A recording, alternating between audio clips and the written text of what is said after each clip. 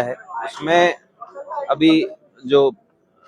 गुर्जर समाज द्वारा जो प्रदर्शन किया जा रहा था उसमें उनकी जो मांगे थी, मांगों के संदर्भ में वार्ता हुई और वार्ता से ये निष्कर्ष निकला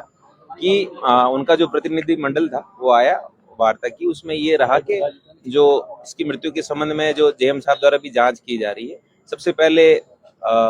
जो मुकदमा दर्ज हुआ है इसके संदर्भ में जेएम साहब द्वारा जो जांच की जा रही है उनके संदर्भ में कहीं इन्होंने अपना पक्ष रखा, इनकी बात पूरी ढंग से सुनी गई और सुनने के बाद इनकी जो मांगे थी उन पे इस प्रकार सहमति बनी है। सबसे पहले कि जो इनका भाई यहाँ पे बंद है परिवार के सदस्य, तो उसको यहाँ से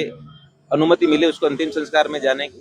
तो वो मिल गई है और उसको अंतिम संस्कार में पप्पू गुर्जर जो है वो जाएंगे साथ में, और उसके परिवार के और भी 2 लोग हैं जो धौलपुर जेल में बंद है वो भी जाएंगे। और उसके अलावा जेल में जो जेल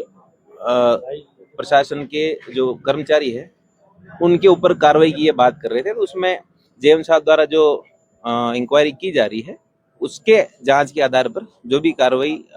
लीगल लेजिटिमेट बनती है उस पर इनको आश्वासन दिया गया। तीसरा इनका ये था कि जगन पे जो अंतिम मुकदमा दर्ज किया गया था उस मुकदमे में कोई, इनका ये कहना है कि कुछ लैक्यूनाज थे और उस संदर्भ में जांच करवाई जाए, मुकदमे के संदर्भ में उसको बंद रखा गया जैसा कि इनका कहना है, तो उस संदर्भ में भी एसपी साहब धौलपुर द्वारा इसमें जांच करवाए जाने का आश्वासन इनको दिया गया। और उसके साथ ही इनके परिवार को जो सुरक्षा की बात है वो भी बात इनको कही गई कि अगर इनको किसी से खतरा है तो उसको लिखित में एसपी साहब धौलपुर को दे देंगे, तो जिनसे भी इनको खतरा है तो उनको पाबंद करवा दिया जाएगा, या इनको थ्रेट परसेप्शन के आधार पर अगर कोई सिक्योरिटी प्रोवाइड करवाई जानी है तो वो भी एसपी साहब धौलपुर को ये लिखित में दे देंगे, और उनको अगर थ्रेट परसेप्शन के आधार पर कोई सिक्योरिटी की बात लगती है तो उनको सिक्योरिटी प्रोवाइड करवा देंगे। पोस्टमार्टम की कार्रवाई होगी? पोस्टमार्टम की कार्रवाई चल रही है। हाँ, इन लोगों ने इस आपसी सहमति के आधार पर धरना समाप्त होने की घोषणा की। Thank you.